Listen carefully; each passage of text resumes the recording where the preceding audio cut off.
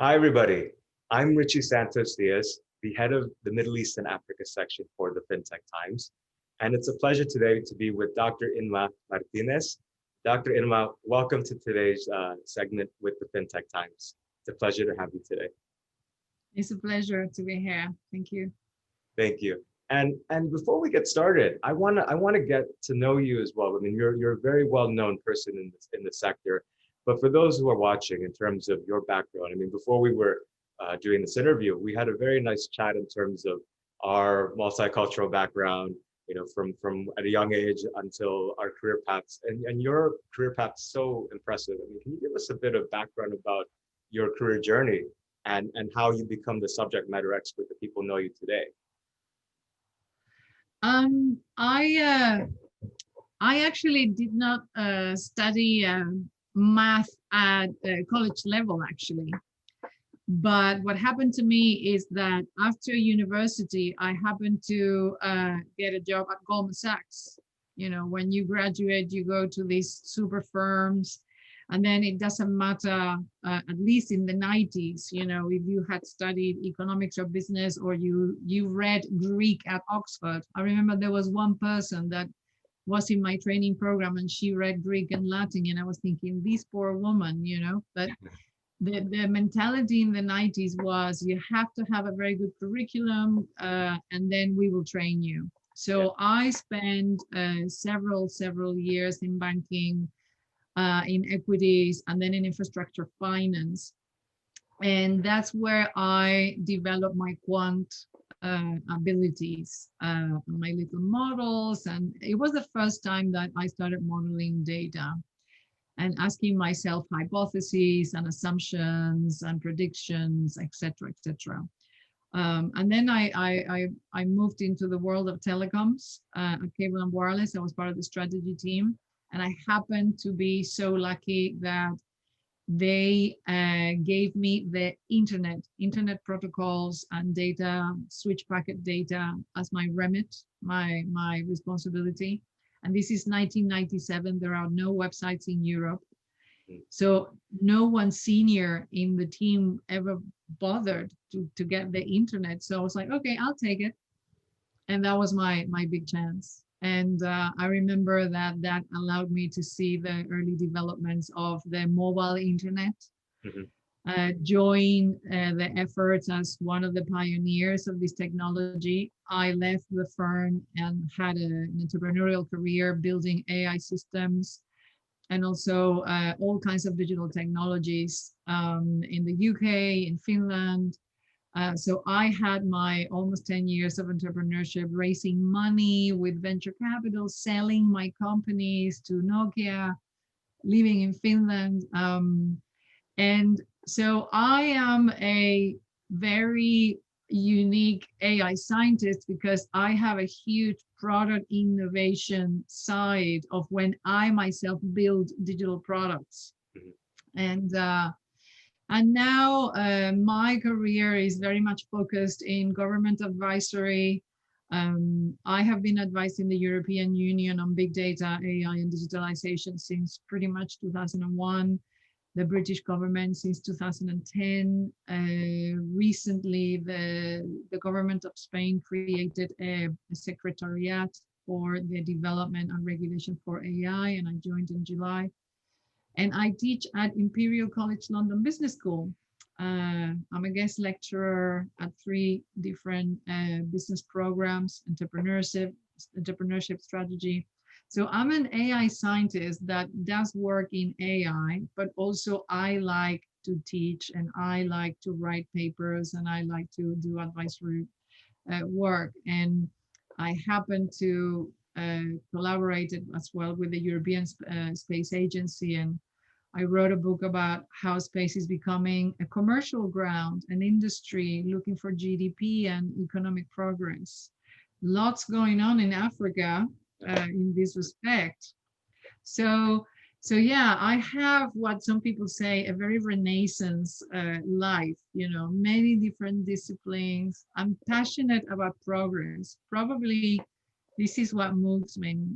What moves me. I see emerging technologies. I see the changing of industries, new business models, and all I can see is our civilization is progressing to better futures, to a much better ways, optimizing, creating value for nations and countries, and that is what really makes me want to work and dedicate myself. So I'm not just a scientist in a lab. It's very impressive. I mean, like you said, not just a scientist in a lab, but then you're also giving back to the community through education and doing Yes, everything. You're very active and just and through a multi uh, cross-border experience. It's quite remarkable, Dr. Inma. So my next question to you is actually this month in November was our artificial intelligence, or AI as we call it, theme in terms of promoting that in the fintech space. Can you give the audience watching in terms of a high level thought in terms of what AI is to you in terms of fintech? And I know you personally prefer using a different term compared to AI. I believe it's machine intelligence you prefer using. Correct me if I'm wrong. yes, it is correct, because artificial intelligence is a 1950s term. Uh-huh. It's very ancient. It was created by scientists that were first programming the first machines. And now in our reality, in a different century, in a super digital world, when you say artificial, it just has a connotation of fictitious and not very human. It's very negative. And I like to call it machine intelligence, because this is what it is. We teach machines how to think. So it's less scary, it's more controlled, and that's why I talk about machine intelligence. Yeah. So the progress, well, fintech is one of those industries that has always been very techno prone. I mean, I remember at Goldman Sachs in 1992, and I was already on the internet. We had an intraweb. We were collaborating with the CERN. In fact, when the internet was released in the 30th of April 1993, the CERN sent a fax to all the universities, all the banks, all the institutions that were collaborating with them, to tell us that we were allowed to use the HTML code and to use some of the servers. So they gave us a list of, this is where you find this is where the code is, by the way, but it was a legalese. At the end, there was a huge disclaimer that said, and if you build stuff with these and something goes wrong, the CERN doesn't want to know about it. Yeah. And so in those days, so banking and tech go together. Is the law of the evolution.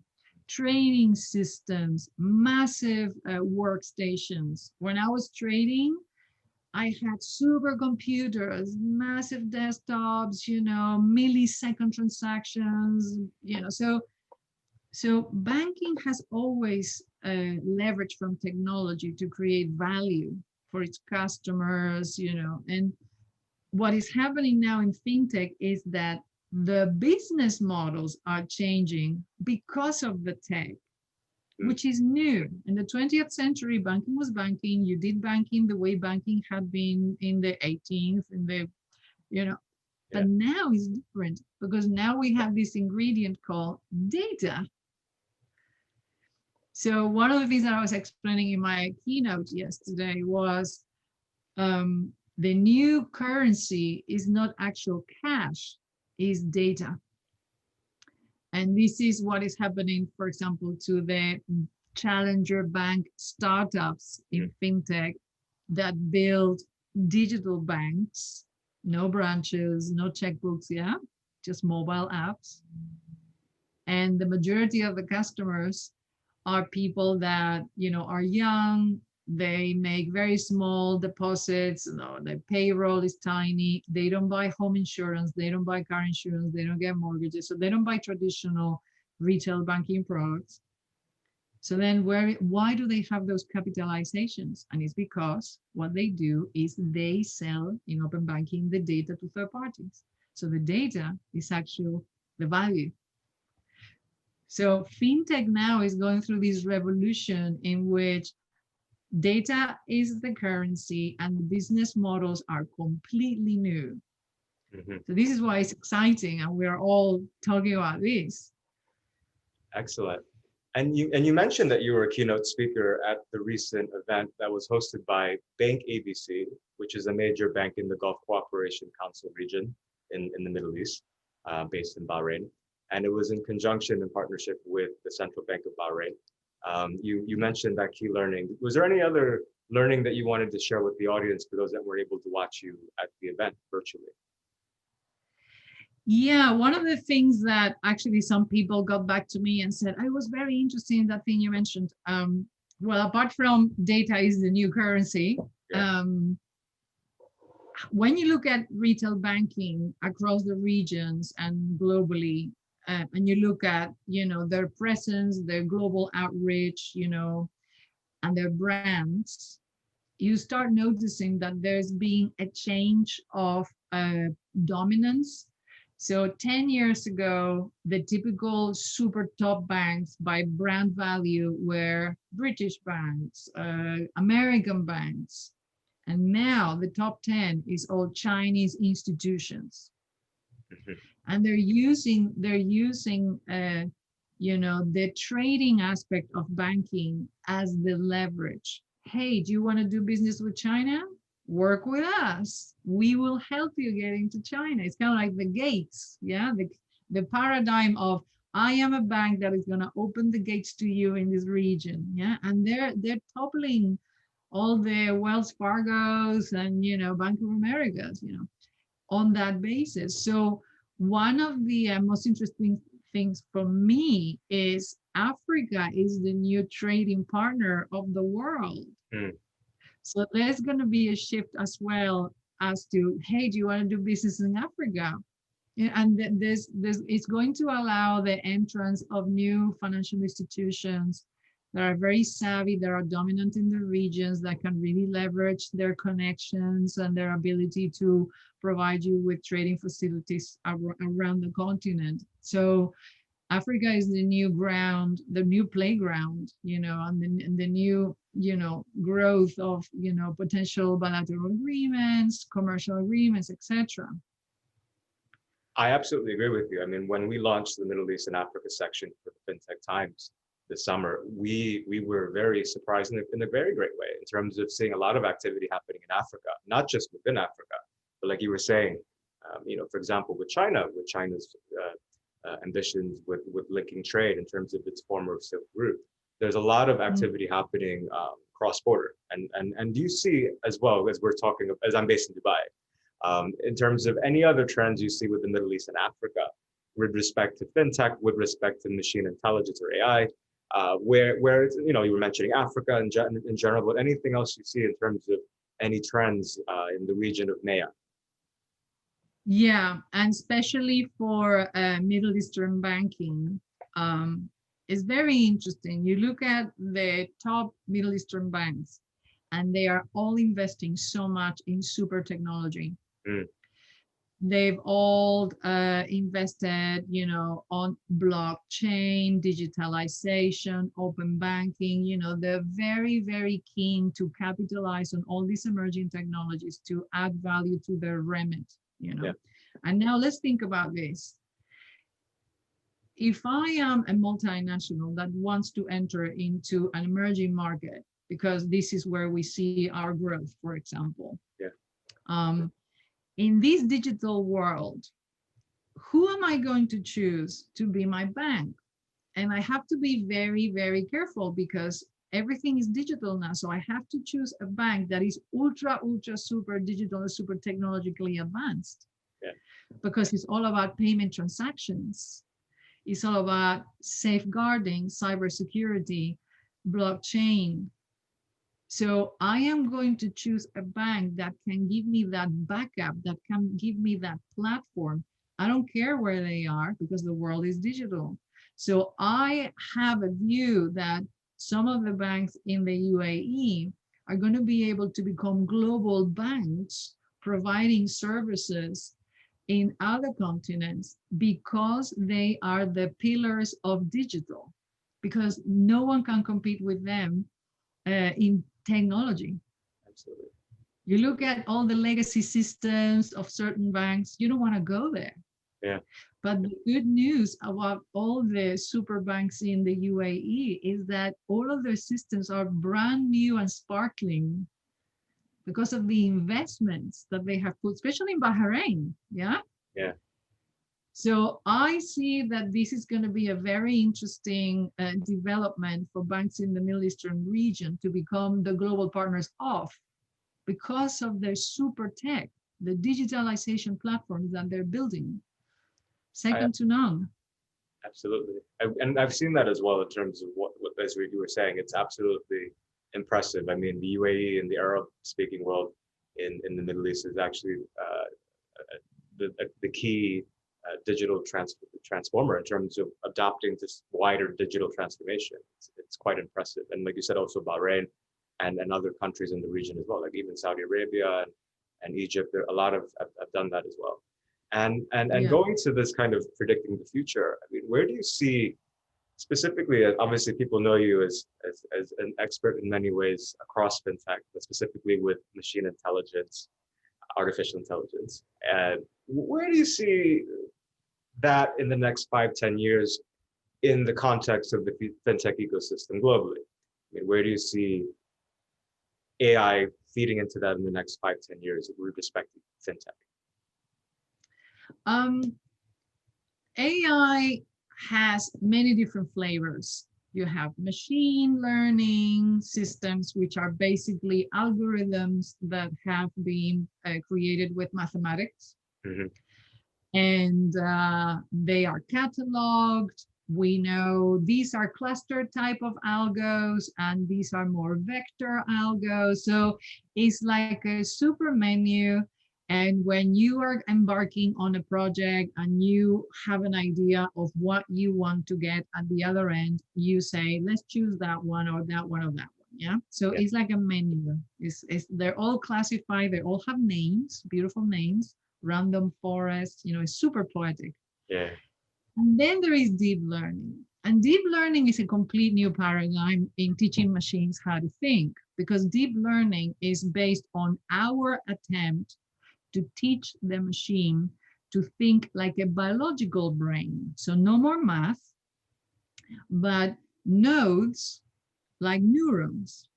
And the way that the brain works is when you or I read a book, like let's learn how to cook, or I want to learn that concept, or I'm going to watch how Rafa Nadal plays, and then I'm going to try to do the same. Yeah, complete new thoughts.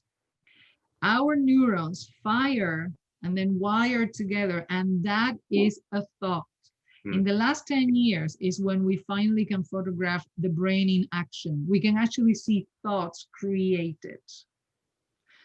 So we do the same thing with the machines, and it's called deep because these nodes, as soon as you start teaching the system things and the system begins to learn them, boo, they populate and they go very, very deep in layers, very deep down. That's why it's deep.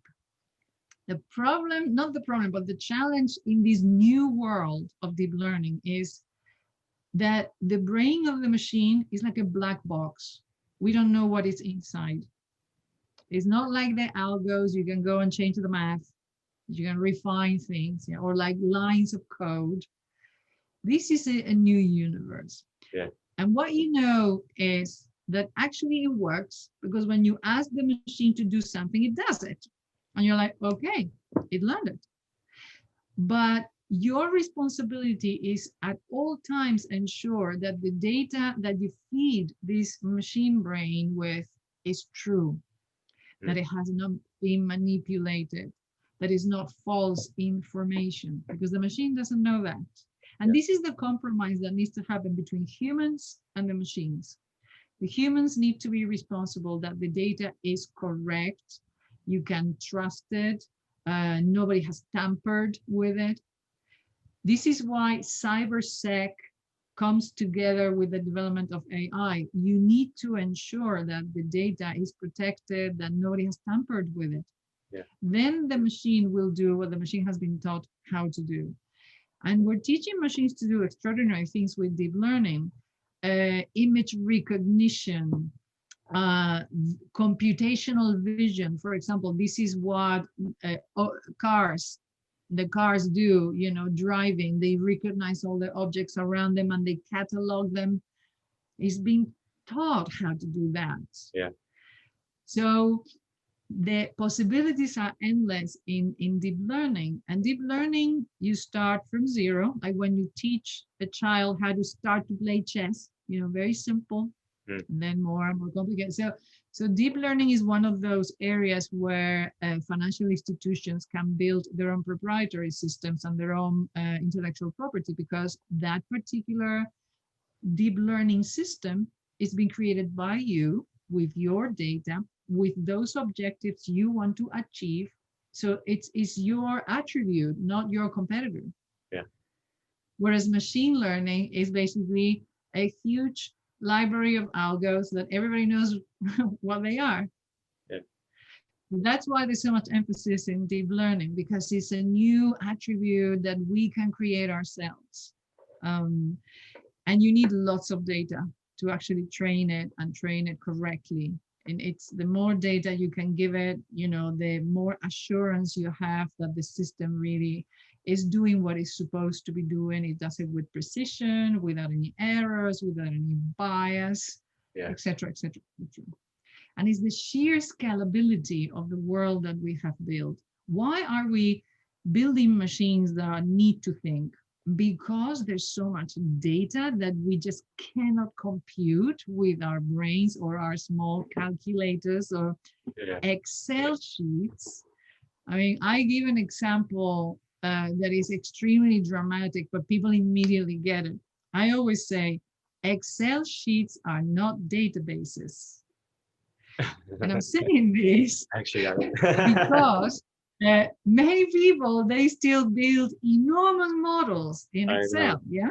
Yeah, I've seen and that. The British government had a terrible, terrible surprise in this pandemic when the department that was continuously updating the ratio of contagion, you know, today 13,000, okay, so those numbers were cascading the data coming from the World Health Organizations onto an Excel sheet, yeah, and then put the model until the Excel sheet got to its end.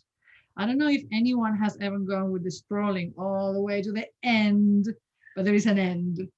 I got close. And then what happened is that, unbeknownst to many people in this department, nobody realized that they had reached the end of the Excel. So every day was like, yeah, no more contagions. And it was because the data didn't have a place to download. Yeah. And then someone says, oh no, we have lost 15,000 records that we poured onto nothing, and they're gone. Yeah. So the banks need to build the right infrastructure in terms of where we're going to store the data, which is the one that we're going to normalize and clean because we want to analyze it on a daily basis. You know, we need to be no more in Excel, please. That's my advice always, because of the circumstances. So in a nutshell, I mean, it's with what's happening, especially this year, as we all know, globally, I think we've had to rely more on just digital, right? So I think it's more of, as you were kind of saying from the beginning till now, more of a push, even more to rely on digital, these solutions. And then obviously on a funny note, to hopefully in 5-10 years, Excel becomes less important.